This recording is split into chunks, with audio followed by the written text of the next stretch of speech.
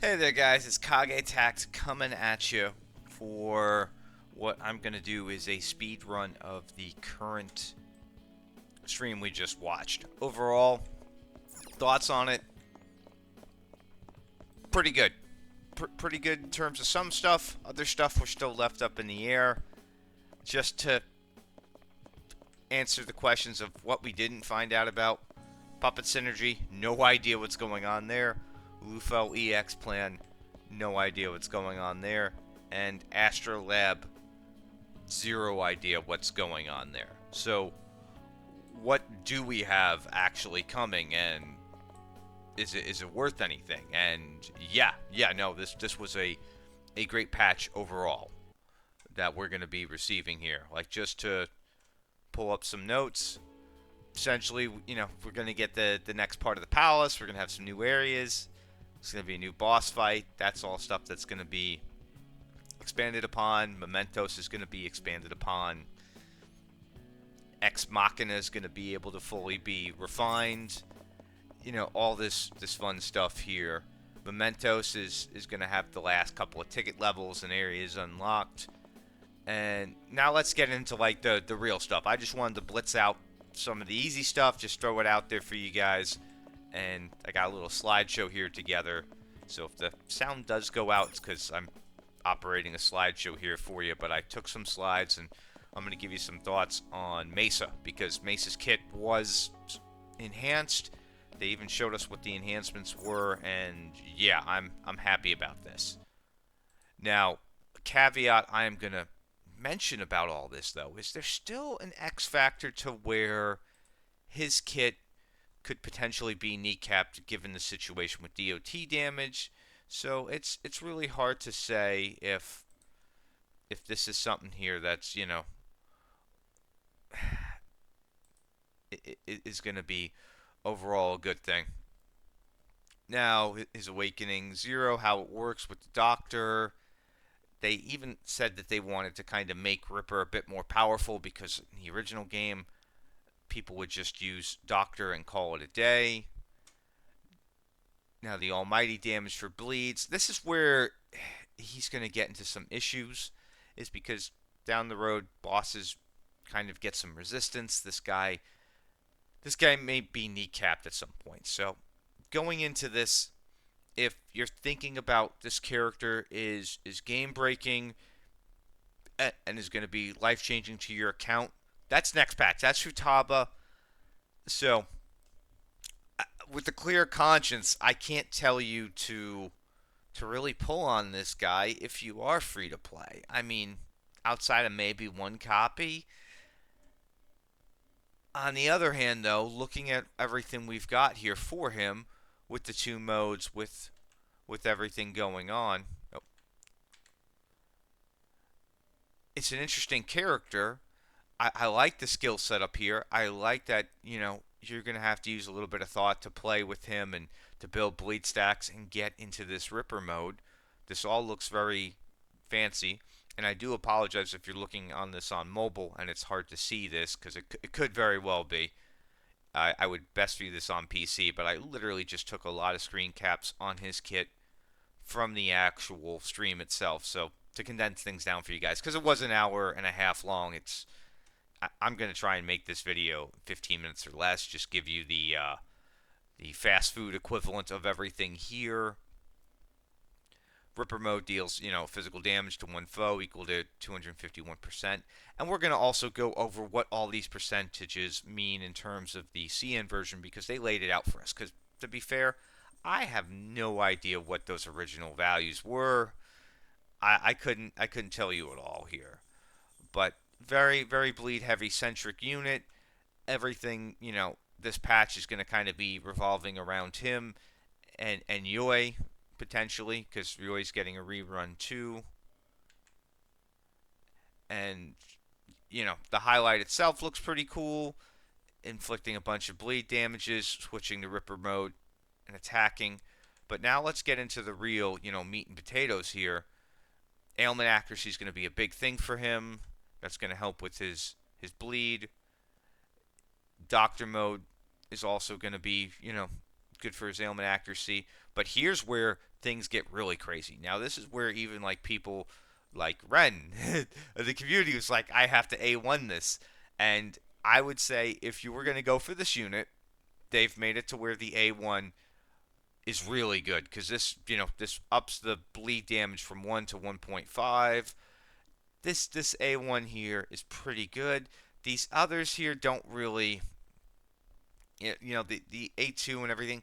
This kind of is like Minami for me. It's they've made it to where you don't need to max awaken the character to feel really good about the purchase and using it. But again, there's that little, asterisk here where things may be dramatically changed because of the DOT damage down the road for other bosses. They didn't really mention too much about that, if anything at all. And I'm going to say they did that on purpose because something else we learned about how they're doing these buffs is they are looking at the tier list from CN. So other units that have done poorly in terms of the tier list and the community perception for the other versions of the games are definitely receiving better makeover kits. Like this is crazy here. This A1 had people just going, "What the hell's going on here?" This is this is fantastic. I mean, yeah, don't get me wrong. This A6 looks awesome too. This all looks great, but I can't. I'm only going to be playtesting, the A1 here. I'm not. I can't, in good conscience, even really be like, well, let's look at the A6 and let's see what this is going to do.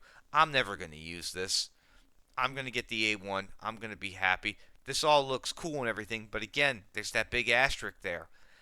So, you know, as somebody who's kind of, locked in for the meta, just hope somebody in the guild spends a lot of money so you get to play around with this. And if you are like a collector like myself, go for the A1 R1 cuz again, this is the big one here. This is the meat and potatoes. This is great. So anyway, let's move on to the next slides here. Now the weapon itself also got a buff, and we're going to be looking at the ailment accuracy here. This is the extra thing they tacked onto the weapon itself. This is all great. This is all going to complement his kit, how things work for him.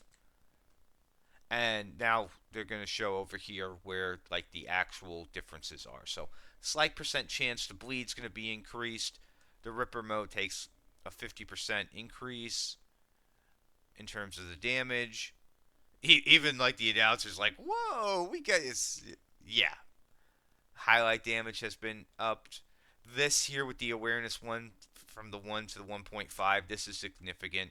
And again, as I mentioned, that the weapon got the 15% here. And of course, the significant boost for everything. They want to make the bleed easier. They want to make this character usable. And again, there's going to be a lot of X factor and things about it. So we'll see. We'll have to play test a lot of this, and we'll have to check in on this character and see their versatility as the game goes on, because a high awakened Ryuji could essentially still be better than this unit at the end of the day. We just don't know right now. Okay, moving on to stuff that doesn't wow us. Woo, badges, yay, cool, more profile stuff, great. Next slide. Login bonuses. We're going to get a bunch of tickets here. 7 again. I don't know why they don't do 10. Is what it is. Now, this part here, we're going to be getting it's essentially the phase 1 stuff here. We are going to have a new persona added to this, which is Ku Cthulhu. And, of course, he's going to complement Mesa. You're going to want to get him. And if for some reason you don't get him during this event, they're going to add him to the Repression Metal shop when the event ends.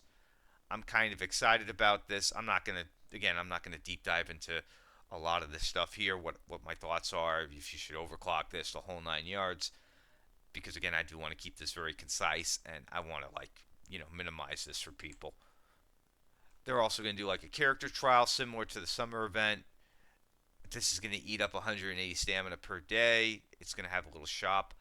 I'll find out if the selector in here is the same as the summer event one. If it is, I would preface going for that selector because that'll give you a full set of cards. That's a really good deal. And then let's get into it now. So we'll put the music back on. This this is the big one, kids. This took me by surprise, and I have to like literally sit here and go, well, the 110 banner isn't for poor people anymore. The 110 banner is for everybody because it has been confirmed that the point 2 with a point 4 here is not a typo. This is an enhanced buff for Global.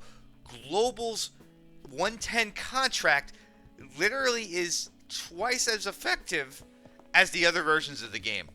So that's why they were taking so long to literally get this out. This is crazy. I mean, I had one of my guys, Shadow, kind of run some quick numbers. The 80/80 is still technically better by like 0.2%, but now these are like neck and neck. These are just like, why would you use the 80/80 now? I mean, especially if you want the unit. I'm excited about this. This is crazy because again, it shows that they are somewhat paying attention overall. Now, are there still going to be use cases where the 80/80 can really just work in your favor and you could rope-a-dope the system and do well? Yeah.